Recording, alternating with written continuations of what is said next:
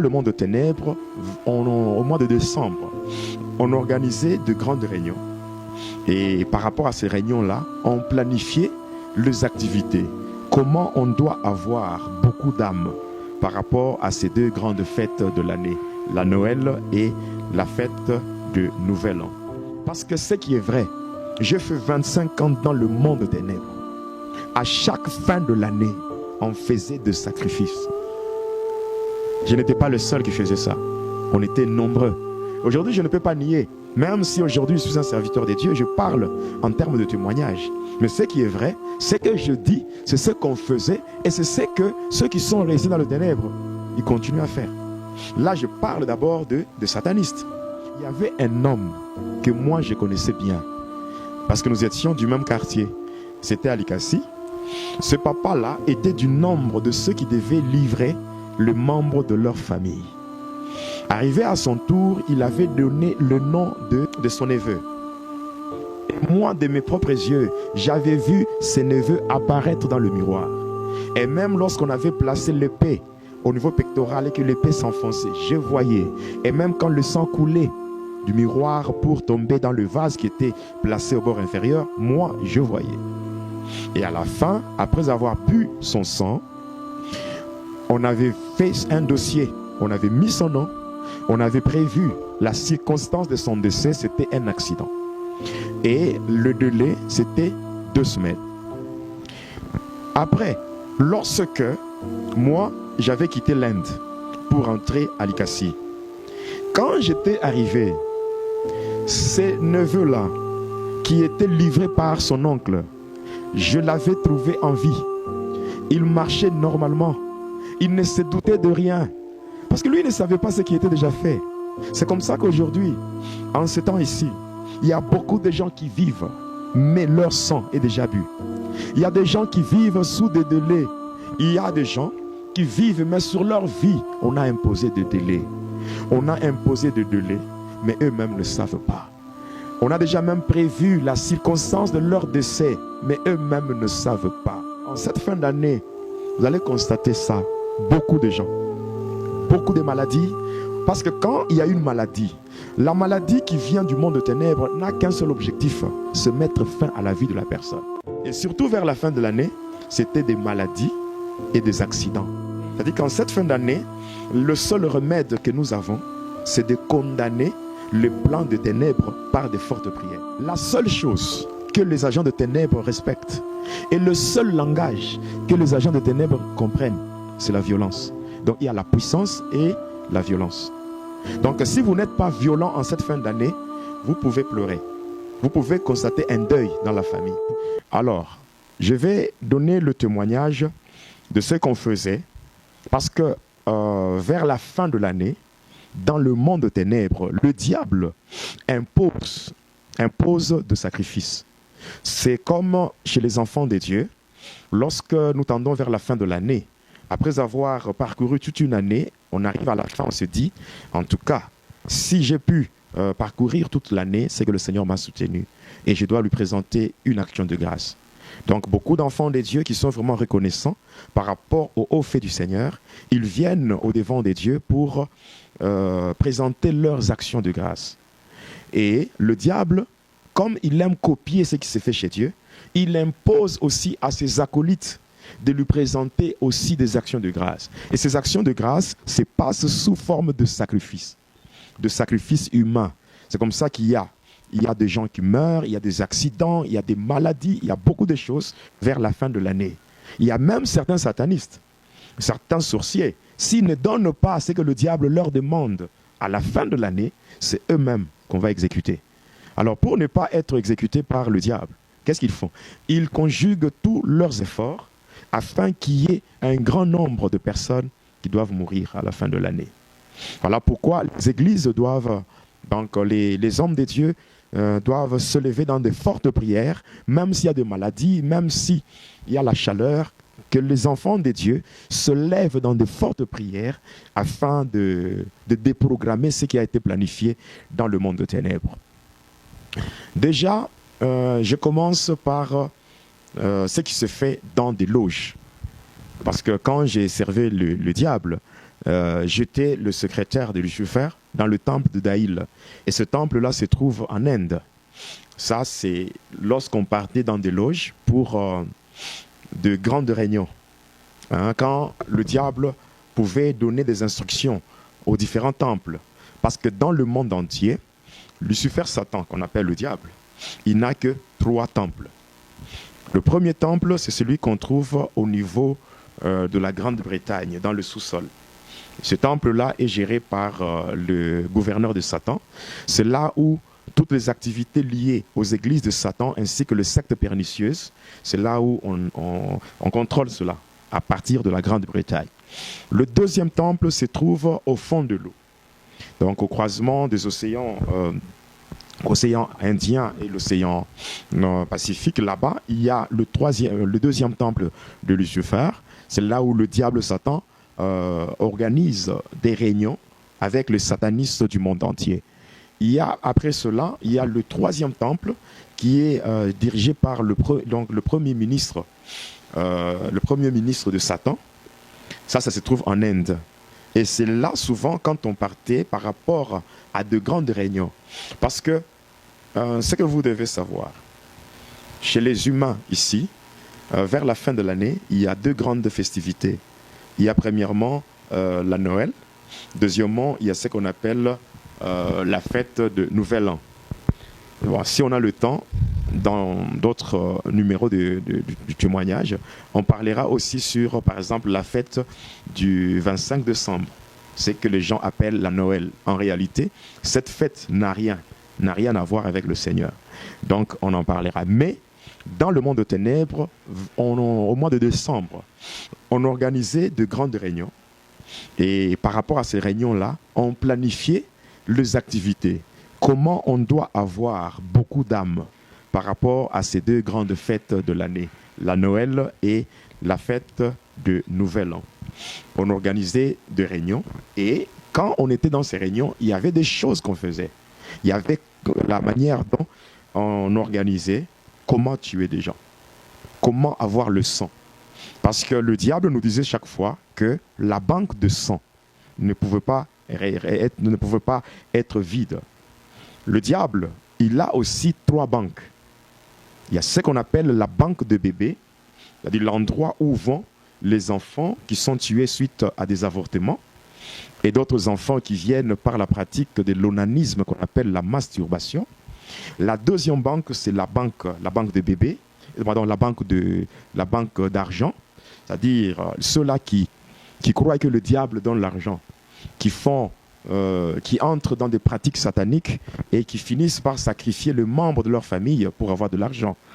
Cet argent qu'ils reçoivent de la part de Satan, cet argent vient d'où? C'est ce qu'on appelle ça la banque d'argent. Après, la troisième banque, c'est la banque de sang. Parce qu'il y a une substance qui produit l'énergie chez les satanistes. Lorsque on boit cette substance, ça donne la force ou l'énergie. C'est le sang. Le sang, quand on boit le sang, cela produit une certaine énergie qui permet d'évoluer dans des activités sataniques.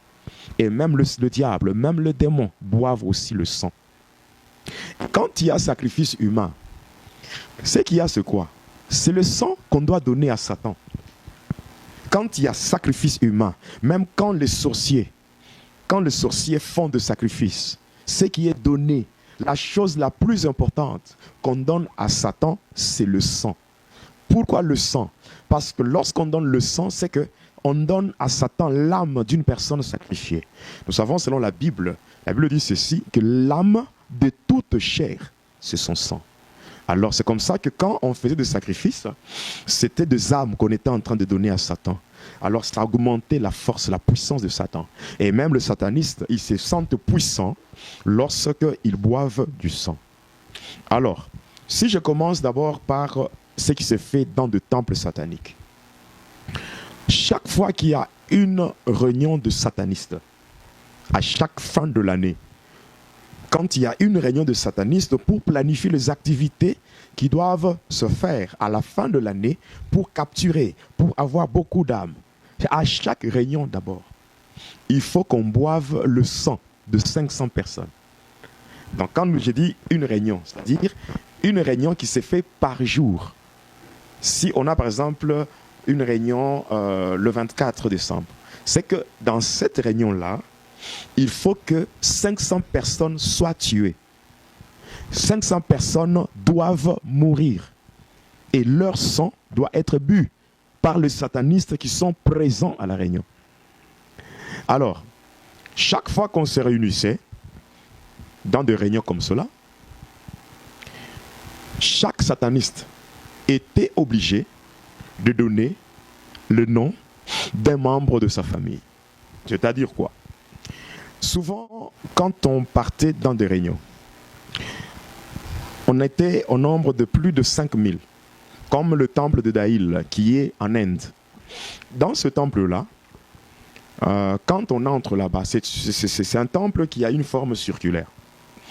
Quand on entre là-bas, l'effectif, c'est au-delà de 5000 satanistes. Alors, quand on entre on arrive dans une réunion, sur le 500 000, donc sur le 5000 satanistes, il y a déjà au moins 500 qui sont choisis pour livrer les membres de leur famille. C'est-à-dire que ce ne sont pas tous les 5000 satanistes qui vont sacrifier. Donc, avant même d'aller à la réunion, on vous signale que à telle réunion, il y aura telle et telle autre personne qui feront de sacrifices. Et ces personnes-là sont au nombre de 500. Alors, dès qu'on arrive, ceux-là qui ont été désignés pour sacrifier le membre de leur famille, qu'est-ce qu'ils vont faire? Ils vont déjà se pointer là devant avec le nom. Ndeko na ngai yo oyo ozali kotala témoignage oyo, peut-être déjà ozali pointé. Peut-être déjà membre moko satanique ya famille na yo akomi kombo na yo po ete oleka mbeka avant fin ya année oyo. Mais eba ke otombe na vidéo oyo pamba te po ete Nzambe azali na solution po na yo. Yango wana na bondeli yo longwa na distraction luka elongi ya Nzambe po ete ndenge moko bazali ko préparer fête ya fin de l'année, ndenge moko ba sataniste bazali ko préparer fête na bango. Mais bango baliaka ngombe te, baliaka ngulu te, baliaka makayabu te, kasi baliaka bato bamelaka makila ya bato. Je prie que le Seigneur a libéré na kombo na Yesu. Amen. Continuons le témoignage. Alors, dans ce temple-là, qu'est-ce qui se fait? Quand vous entrez dans ce temple, vous vous asseyez. Au devant, il y a un grand miroir, donc un grand écran. Alors, de part et d'autre, il y a des démons en chair. Parce que beaucoup de gens croient que les démons sont seulement spirituels. Non. Il y a certains démons qui sont en chair, même dans ce monde ici, quand nous vivons. Vous savez, Dieu, il nous aime tellement, au point que il nous épargne de certaines choses. Si le Seigneur ouvrait les yeux de tout le monde pour voir ce qui se passe dans ce monde, vraiment, on aura vraiment la nausée de vivre dans ce monde. Il y a dans ce monde ici des hommes qui marchent, tête en bas, le pied en haut. Il y a d'autres qui marchent. Vous voyez des personnes avec des corps humains normaux, mais des têtes de chiens. Ou il y a même dans ce monde ici des gens qui marchent, mais un corps en squelette.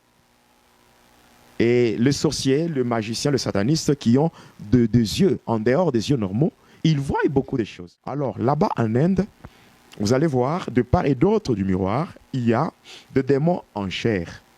Donc des démons qui sont revêtus de la chair humaine. Maintenant, au bord inférieur de ce miroir, il y a un grand vase. Alors dans ce vase-là, le vase qui est placé au bord inférieur, c'est pour recueillir le sang, récupérer le sang qui sortira du miroir. Alors, qu'est-ce qui se fait maintenant? Lorsque ceux qui sont désignés pour livrer ou sacrifier les membres de leur famille, on leur demande de passer, ils vont commencer à le faire. On commence par le premier candidat ou le premier sataniste qui va devoir citer un nom. Là j'attire vraiment l'attention des enfants de Dieu. C'est que c'est pas c'est quoi. Là-bas, pour sacrifier, on n'avait pas besoin d'avoir un élément physique qui appartient à la personne désignée pour être sacrifiée. C'est-à-dire, là-bas, on n'amenait pas les cheveux, on n'amenait pas les ongles, la salive ou bien le sang, non. Là-bas, la seule chose qui était demandée, c'était seulement le nom. Voilà pourquoi beaucoup d'enfants de Dieu doivent faire très attention avec le nom. Tu peux être ici en train de mener ta vie normalement, mais tu ne sais pas ce que les gens font de ton nom dans le monde de ténèbres. La Bible dit, dans Ésaïe 43, Dieu dit, « Je te connais par ton nom, tu es à moi, je te rachète, ne crains rien. » Quand Dieu dit « Je te connais par ton nom », c'est que Dieu est capable de te protéger, même si les agents de ténèbres utilisent ton nom en mal. Voilà pourquoi les enfants de Dieu qui me suivent doivent garder à l'esprit la pensée de Dieu pour ce mois ici. Ne crains rien. C'est vrai, il y a beaucoup de choses qui se font, mais un enfant de Dieu qui vit dans une communion parfaite avec son Dieu n'a rien à craindre en cette fin de l'année. Alors, on prend juste le nom. On prend le nom, on donne à ces deux-là qui sont les deux démons en chair qui sont placés de part et d'autre de cet écran-là. Leur mission, c'est quoi? C'est juste prendre le nom et commencer à appeler la victime. On doit appeler seulement 3 fois. Dès qu'on appelle 3 fois, qu'est-ce qui va se faire? La personne dont le nom a été cité va apparaître dans le miroir. Et dès que la personne apparaît torse nu. Donc, la personne est habillée, mais juste le dessus. C'est que donc au-dessus, il n'y a pas d'habit. Alors, les deux là qui ont appelé, dès que la personne apparaît, quelqu'un d'autre va venir avec une épée. Et ce que je suis en train de dire, ce n'est pas dans le monde spirituel. Je parle des activités qui se font dans des temples physiques. Parce que dans ce monde ici, j'ai bien dit que le diable Lucifer n'avait que 3 grands temples. En dehors de ces 3 temples, il y a aussi des petits temples qu'on appelle des loges. Et dans ces différentes loges-là, il y a des activités et des sacrifices qui se font. Et dans le temple et dans les loges, c'est de cette manière qu'on sacrifie les gens. Il y a même certains satanistes qui sont, par exemple, dans certains ordres sataniques comme l'ordre de Melchisédek.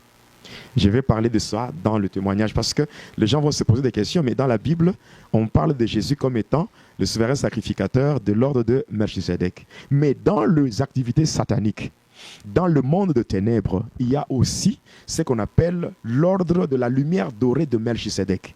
Je parlerai de cela. Il y a aussi des gens, à partir du monde de ténèbres, ils font quoi? Il y a des gens dans le monde de ténèbres qui ont, je dirais, les agents de ténèbres, qui sont dans des ordres de Melchisédek, dans la Rose-Croix, qui ont aussi dans leur maison des chambres, qu'on appelle des chambres secrètes. Même moi, quand je servais encore le diable, j'avais dans ma maison une chambre secrète. Et dans cette chambre, j'avais un autel. En dehors de l'autel, j'avais un grand miroir. Et ce miroir, je l'utilisais pour invoquer mes victimes. Et chaque fois que j'appelais mes victimes par leur nom, mes victimes apparaissaient dans mon miroir et j'ai passé à d'autres étapes pour mettre fin à leur vie. Alors, dans le temple-là, dès que la personne apparaît sur le miroir, quelqu'un d'autre viendra avec une épée en or. Alors, l'épée sera juste fixée. On ne va pas enfoncer l'épée. L'épée, on va la fixer sur le miroir, donc sur le corps de la personne qui est apparue là-bas. On va fixer l'épée sur le miroir au niveau pectoral, c'est-à-dire au niveau de la poitrine. Et dès que l'épée est fixée, l'épée va commencer à s'enfoncer d'elle-même. Et quand l'épée s'enfonce, à l'endroit où l'épée entre, directement le sang va commencer à couler. Et dès que le sang sort, ça descend pour tomber dans le vase qui est placé au bord inférieur. Et dès que le corps est vidé de tout son sang, directement l'image aussi disparaît. Mais cependant, dès que l'image disparaît, mais le sang reste dans le vase. Et ce sang-là, on le voit physiquement. Il y a d'autres femmes qui sont là pour servir. Elles vont prendre des petites coupes qui sont comme de calices. Alors, dès que ces femmes prennent des calices ou des petites coupes, elles vont remplir ces coupes du sang contenu dans le vase. Après avoir rempli ce calice, ces femmes-là vont commencer maintenant à tourner, à circuler dans la salle où se trouvent les satanistes et leur donner à chacun une coupe. Dès qu'on vous donne le sang, vous buvez. Et c'est le sang, lorsqu'on nous donnait le sang, on le buvait à l'état naturel, c'est-à-dire le sang de couleur rouge, le sang frais. Et on prenait, ce n'était pas du sang transformé en whisky ou en vin ou en une autre boisson, non. C'était le sang tel que vous voyez le sang à l'état naturel, le sang rouge, c'est comme ça qu'on buvait. Et lorsqu'on buvait ce sang-là, dès qu'on buvait ce sang, après avoir bu le sang, qu'est-ce qu'on faisait? Tous les satanistes ayant livré les membres de leur famille, c'est-à-dire que toutes les 500 personnes ayant déjà été livrées, maintenant on va faire des dossiers. C'est-à-dire on prend un dossier sur lequel on écrit le nom de la personne dont le sang a été bu. On met le nom, on écrit le dossier. Donc si c'est dans une réunion, c'est qu'on aura au total 500 dossiers. Et sur chaque dossier, un nom bien mentionné. Après cela, quand on met le nom sous le dossier, on va demander de quelle manière la personne trouvera la mort. C'est-à-dire qu'on va chercher ce qu'on appelle la circonstance du décès. Et dès qu'on trouve, ça peut être une maladie, ça peut être un accident, donc n'importe quelle circonstance. Et surtout vers la fin de l'année, c'était des maladies et des accidents. Et surtout vers la fin de l'année, c'était des maladies et des accidents. Et c'est comme ça qu'on écrivait comme circonstance de décès. Et après, on était en train de demander le délai accordé à la personne. Par exemple, dès que le sang est bu, ça veut dire ceci.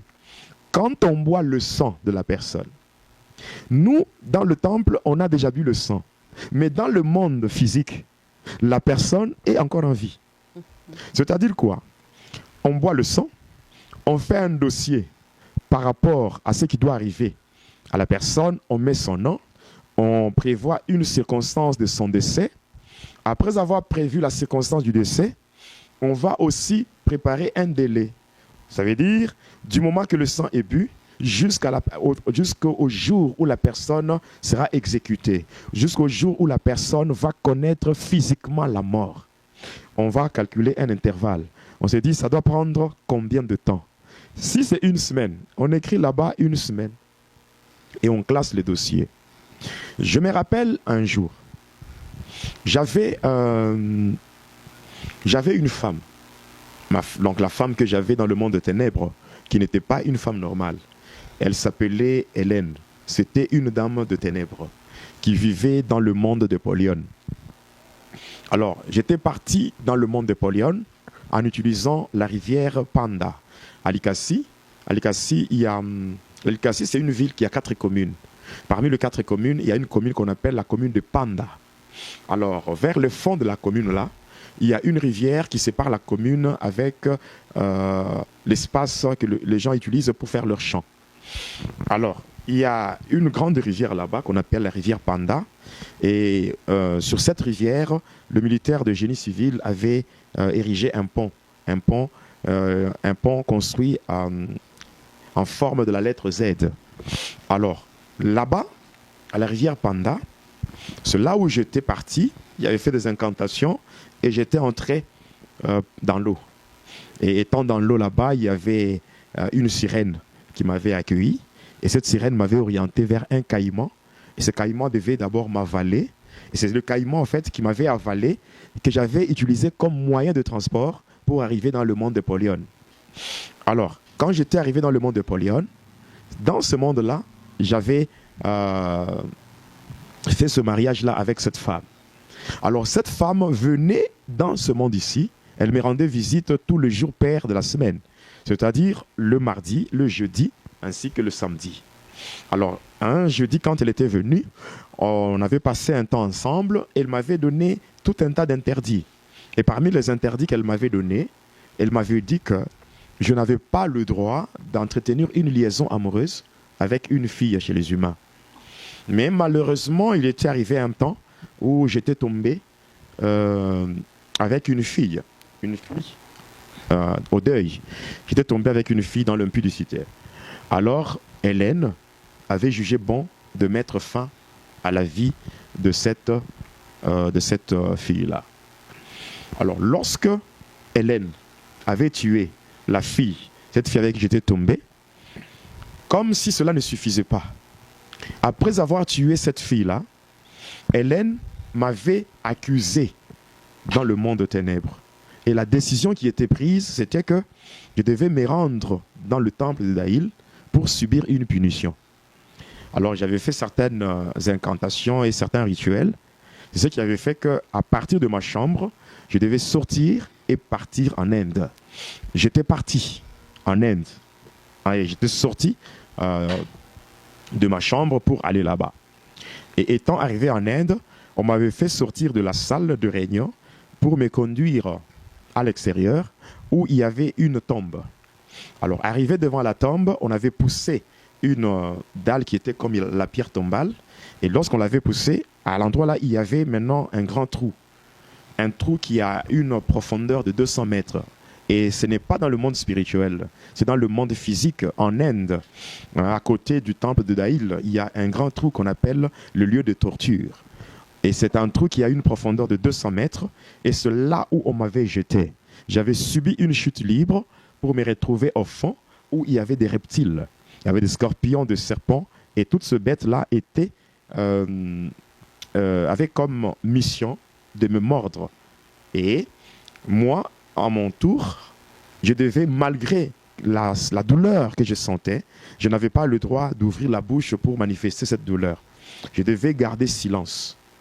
Alors, comme je devais garder silence, c'était le seul moyen par lequel je devais rester en vie. Parce que si j'ouvrais seulement ma bouche pour exprimer la douleur que je sentais suite à toutes ces morsures-là, je devais mourir. Bon, maintenant, avant même de me jeter dans ce trou, j'étais dans la salle, dans leur salle là, leur salle de grande réunion. J'étais assis. Et ce jour-là, qu'est-ce qui s'était passé? Ce qui s'était passé, c'est que parmi les 500 personnes, membres de ce temple-là, il y avait un homme que moi je connaissais bien. Parce que nous étions du même quartier. C'était à Likasi, dans la commune de Kikula. Voilà. Lui, il restait sur l'avenue Rwanda. Ce papa-là était du nombre de ceux qui devaient livrer le membre de leur famille. Arrivé à son tour, il avait donné le nom de son neveu. Alors les deux là qui étaient placés de part et d'autre du miroir, de ce grand miroir, qu'est-ce qu'ils avaient fait? Ils avaient appelé le nom de ses neveux. Et moi, de mes propres yeux, j'avais vu ses neveux apparaître dans le miroir. Et même lorsqu'on avait placé l'épée au niveau pectoral et que l'épée s'enfonçait, je voyais. Et même quand le sang coulait du miroir pour tomber dans le vase qui était placé au bord inférieur, moi, je voyais. Et à la fin, après avoir bu son sang, on avait fait un dossier, on avait mis son nom, on avait prévu la circonstance de son décès, c'était un accident. Et le délai, c'était 2 semaines. Après, lorsque moi, j'avais quitté l'Inde pour rentrer à Likasi, quand j'étais arrivé, ces neveux-là, qui étaient livrés par son oncle, je l'avais trouvé en vie. Il marchait normalement. Il ne se doutait de rien. Parce que lui ne savait pas ce qui était déjà fait. C'est comme ça qu'aujourd'hui, en ce temps ici, il y a beaucoup de gens qui vivent, mais leur sang est déjà bu. Il y a des gens qui vivent sous des délais. Il y a des gens qui vivent, mais sur leur vie, on a imposé des délais. On a imposé des délais, mais eux-mêmes ne savent pas. On a déjà même prévu la circonstance de leur décès, mais eux-mêmes ne savent pas. 2 semaines plus tard, qu'est-ce qui s'était passé? 2 semaines plus tard, beaucoup de gens de Likasi savent très bien ce que je suis en train de dire. Quand vous arrivez sur le boulevard de l'Indépendance, vous avancez, vous quittez l'hôpital d'Ako, vous traversez le tunnel, vous allez vers le centre-ville. Vous allez d'abord, après avoir dépassé la commune de Likasi, vous allez trouver une grande école qu'on appelle Athénée. Donc, dès que vous dépassez légèrement cette école-là qu'on appelle Athénée, vous allez trouver le parquet de Likasi. C'est juste là que ces neveux-là avaient été tamponnés, avaient été cognés par un camion et il était mort. Imaginez, nous, quand nous étions dans ce temple, on avait bu son sang, mais lui-même ne savait pas. Ça signifie quoi? Boire le sang d'une personne par le sataniste, mais la personne est encore en vie. Cela signifie, c'est que quand le sang est bu, le sataniste prenne l'âme de cette personne et cette âme-là est placée dans une prison spirituelle. C'est-à-dire quoi? Quand le sang est bu, selon la parole de Dieu, la Bible dit, l'âme de toute chair, c'est son sang. Une fois que le sang est bu, automatiquement l'âme est placée dans une prison. Et étant dans une prison, sur le plan physique, l'âme qui est dans une prison, sur le plan physique, l'âme, donc l'âme de la personne dont le sang est bu et qui est dans une prison de ténèbres, dans le monde physique, la personne sera menacée. La personne va constater, soit dans le rêve, la personne se voit mourir dans son rêve, ou bien il y aura des maladies, il y aura des menaces de maladies. Donc la personne va commencer à sentir comme une terreur sur sa vie. Et en cette fin d'année, vous allez constater ça, beaucoup de gens, beaucoup de maladies, parce que quand il y a une maladie, la maladie qui vient du monde de ténèbres n'a qu'un seul objectif, se mettre fin à la vie de la personne. On ne peut pas lancer une maladie sur une personne pour dire que non, que cette personne fasse des dépenses à l'hôpital et après, la personne sera rétablie. Non. Quand on lance ou on jette un mauvais sort, on jette une maladie sur une personne. Quand on jette une maladie sur une personne, l'objectif, c'est la mort. Et si quelqu'un se lève en prière? C'est ce que je suis en train de dire. Oui. C'est-à-dire qu'en cette fin d'année, le seul remède que nous avons, c'est de condamner le plan de ténèbres par de fortes prières. Parce que Dieu dit, ne crains rien. C'est-à-dire que Dieu est de notre côté. Si nous nous lèvons ensemble avec Dieu, nous pouvons détruire le projet de ténèbres. Dans le psaume 60, le verset 14, il est dit, avec Dieu, nous ferons des exploits et il écrasera nos ennemis. Quand Dieu commence à écraser nos ennemis, non seulement les ennemis sont écrasés, même leurs œuvres sont aussi détruites. En cette fin d'année, il faut qu'il y ait de fortes prières, ce que j'appelle de prières agressives. Parce qu'il y a deux choses qu'il faut comprendre. La seule chose que les agents de ténèbres respectent, c'est la puissance. Et le seul langage que les agents de ténèbres comprennent, c'est la violence. Donc il y a la puissance et la violence. Donc si vous n'êtes pas violent en cette fin d'année, vous pouvez pleurer. Vous pouvez constater un deuil dans la famille. Pourquoi?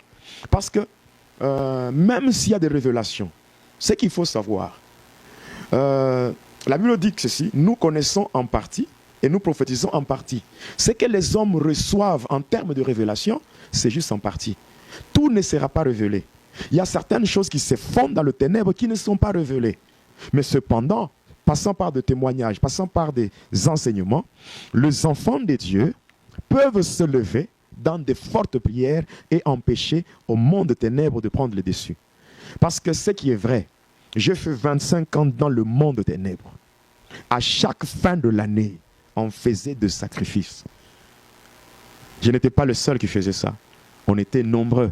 Aujourd'hui, je ne peux pas nier. Même si aujourd'hui je suis un serviteur de Dieu, je parle en termes de témoignage. Mais ce qui est vrai, ce que je dis, c'est ce qu'on faisait et c'est ce que ceux qui sont restés dans le ténèbre, ils continuent à faire.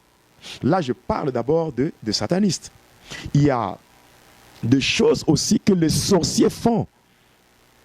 Parce qu'il faut comprendre que le satanisme et la sorcellerie, ce sont deux branches totalement différentes. Donc, un sorcier, bon, la sorcellerie, c'est, je dirais, c'est l'étape élémentaire. L'étape élémentaire dans les pratiques de ténèbres. Mais le satanisme, ça, c'est un niveau vraiment élevé lorsqu'on est dans les activités sataniques. Donc, lorsque déjà le sang de personne, le sang est bu, et qu'on a déjà fait des dossiers par rapport à la date, donc date de décès et puis circonstances de décès. À partir du monde de ténèbres, on va prendre ce qu'on appelle les esprits méchants. Les esprits méchants, c'est ce que les gens appellent communément esprits des morts. Ce sont des esprits qui sont chargés uniquement pour tuer. Là, on va les dépêcher, on va les déployer dans le monde. Quand on les envoie comme ça, on va utiliser des magiciens qui sont à un niveau inférieur pour piéger les enfants de Dieu passant premièrement par les routes. On va déposer certaines poudres mystiques sur des routes afin de créer des accidents. Créer des accidents, on va aussi, à partir de rivières, on va mettre, c'est comme ce qu'on faisait souvent au Congo, à partir du lac, vous voyez le lac Tanganyika, au niveau de Kalemi. Oui, là-bas, il y a une grande marmite. C'est à partir de là qu'on mettait une certaine poudre. Et on travaillait cela pour causer des maladies telles que des maladies de dysenterie, choléra et tout ça. Donc ces maladies-là, on créait cela à partir de l'eau. On pouvait utiliser ce qu'on appelle le mystère de l'air. C'est-à-dire comment travailler pour polluer l'atmosphère et créer des maladies. C'est comme en cette période ici. Quand vous voyez beaucoup de gens qui souffrent de problèmes liés à la toux, il y a des problèmes qui liés à une forte chaleur qui a comme conséquence, on voit beaucoup plus de fièvre, malaria, fièvre typhoïde, on vous parle aussi de grippe et toutes ces choses-là. L'objectif du monde de ténèbres, c'est que la banque de sang soit remplie et que tout ce sang-là soit utilisé par le diable et les démons. Et c'est ce qui se fait ce temps ici. Et nous, quand nous étions de l'autre côté, on travaillait sérieusement. Comment est-ce qu'on provoquait les accidents? On pouvait provoquer des accidents de différentes manières. Il y avait un démon qu'on envoyait. Beaucoup de satanistes utilisent ce démon, on l'appelle Saïdor. Le démon Saïdor, c'est un démon qui a ce qu'on appelle un marteau magique. Donc avec ce marteau, il peut seulement donner un coup à un bus. Le bus va se renverser pour faire un tonneau.